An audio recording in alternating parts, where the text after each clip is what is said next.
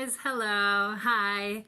I'm very happy you're joining me today for this video. The title of the video is Why Letting Go of Your Story is So Important. Stories are tied to your identity most of the time, so you really want to check that out, because your story at some point became your identity or part of it, and you're still holding on to it. You're clinging on to it. Be like, oh, I need to hold it, because it might be dangerous to let it go. What might happen if you let it go, though? And this is why I created 5 steps for you can follow to regain your strength, right? So, yeah, and make no mistake about it, this story was useful to you at some point in your life. So you don't want to be like, oh, this story is so bad. This is not necessary, because the story might have been a lifesaver in a very dark situation, or when it gave you comfort when no one else would. It made you feel like you were somebody or something. You might have needed it, or you sure needed it at some point, and that's why you created it, and that's why you tied your identity to it, okay? But the problem is, we grow, and as we grow and might want to progress, let's say you keep telling yourself, I've been abused as a child, and you keep telling and telling and telling that story.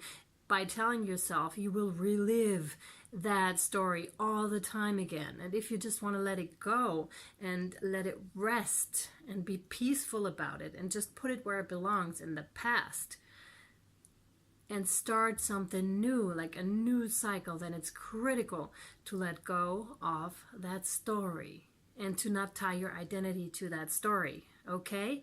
So, like I said, these 5 steps are going to help you release it, so you have a reason to let go of that story and not to hold on to it any longer, all right? So step number 1 is write down what that story is you keep telling yourself and others.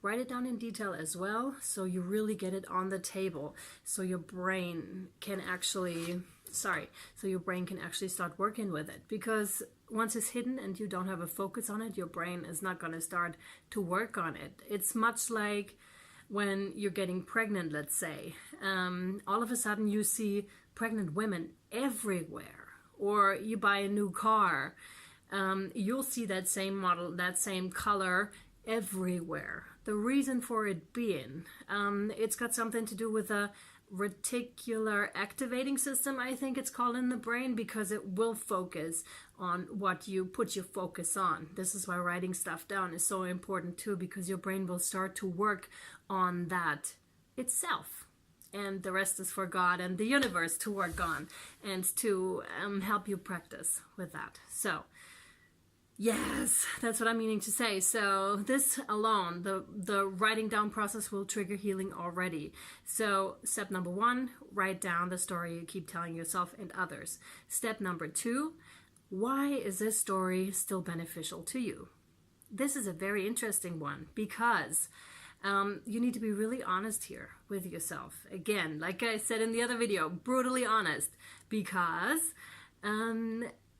let's say it makes me feel important.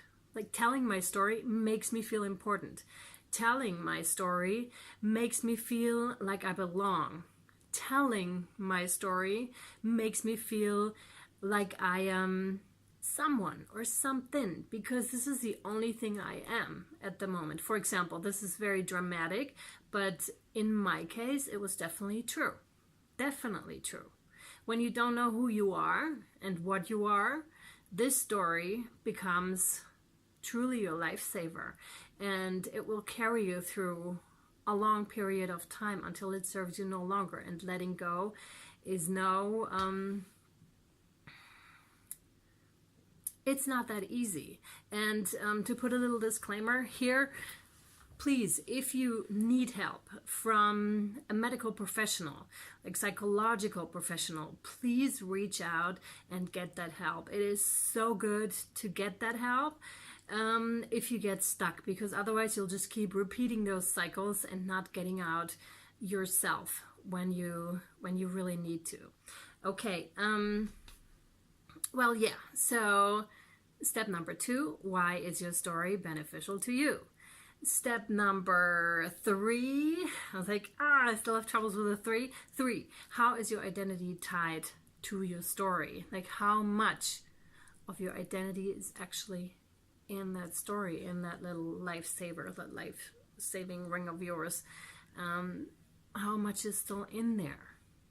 And again, write that down, and your brain's going to start working on that. You will notice writing down what's going on. Like the process is going to become very clear to you and what was happening. Okay, so step number 3 was, how is your identity tied to your story? Step number 4, take it back. Take it back, because it's all in you, and it always has been.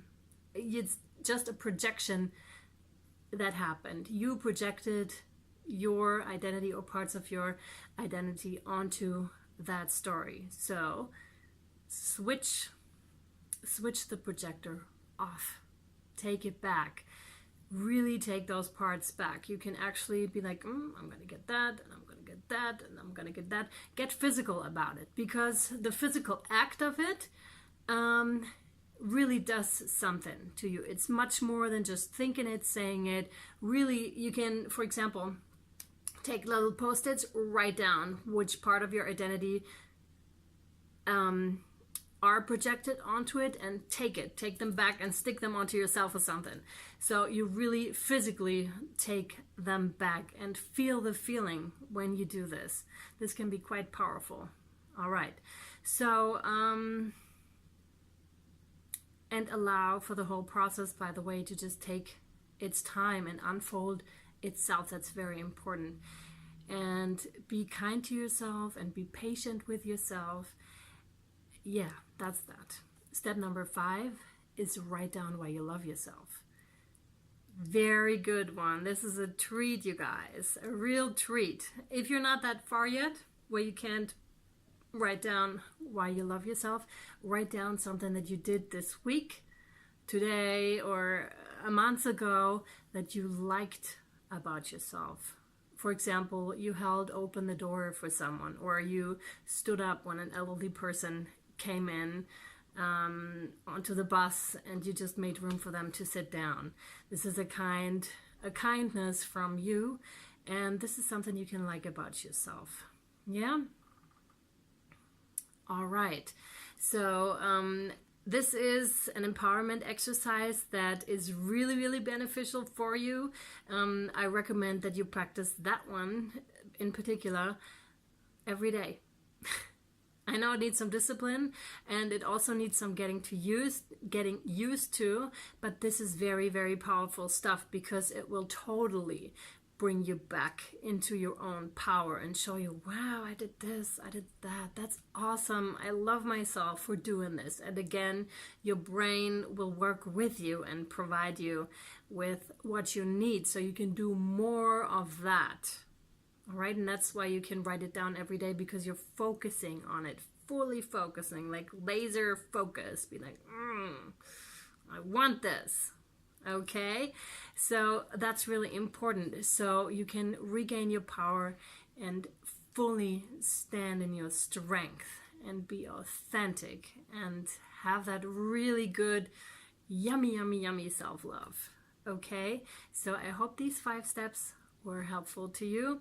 If you feel like you want to reach out to me, so you want to book a session, a coaching session with me, so I can help you figure out these things so we can work on them together, my email is right here, and I'd be more than happy to help you. And like I said, I swear I was made for this. Like, this is why I'm here. I'm here for you guys.